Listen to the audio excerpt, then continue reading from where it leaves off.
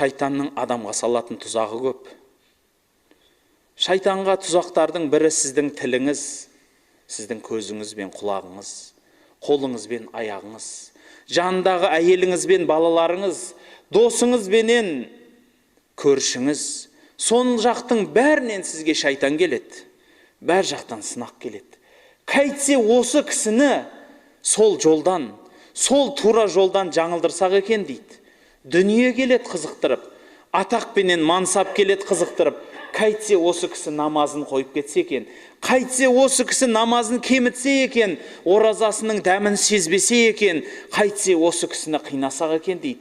Сол жан жақтан келген түрлі дұшпанның соққыларынан көп адам оққа ұшып жатады.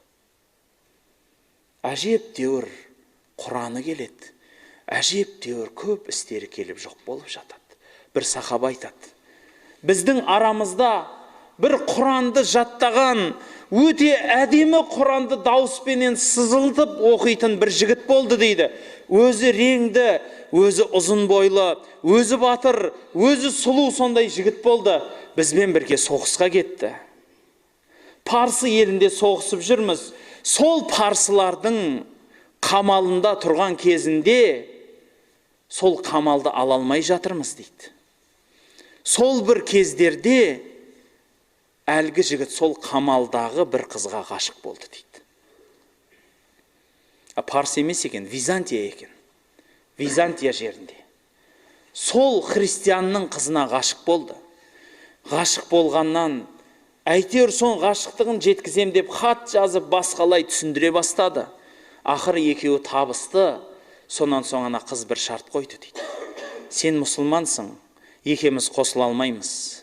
Сондықтан сен егер дініңді тастап христиан болсаң, мен сендік болам деді дейді.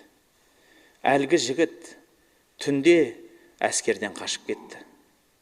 Түнде барып сол қамалдың ішіне кірді. Мойнына крест тағып христиан болды дейді. Дінін кетті, дінін сатты. Сонда сол қамалды ала алмай кеттік дейді. Басқа қамалдарды айналып қайтайық, осы қайтып келе жатқанда осы қамал соған шейін босайды деп, басқа қамалдарға соғысқа өтіп кеттік. Айналып қайтар жолымызда соқтық дейді. 6-7 ай өтіп кеткен уақыт. Сол жерлерге қайтып келіп соғып, әлгі жігітті есіме түсірдім дейді. Әй, осы қамалда біздің бір бауырымыз бар еді. Не болды екен соның жағдайы деп қамалдың жанына кеп айғайладым дейді. Ей пәленше десем қамалдан шықты дейді аржағынан. Менмін деп. Қалың қалай дедім дейді. Сонда айтты дейді. Қалым әйтеуір бір қалай өтіп жатыр деді дейді. Құраның қалай, иманың қалай дедім дейді. Құранымнан еш нәрсе қалмады, иманымнан да еш нәрсе қалмады. Бірақ шіркінай, сол бір дәмді әлі күнге шейін аңсаймын ғой деп айтты дейді.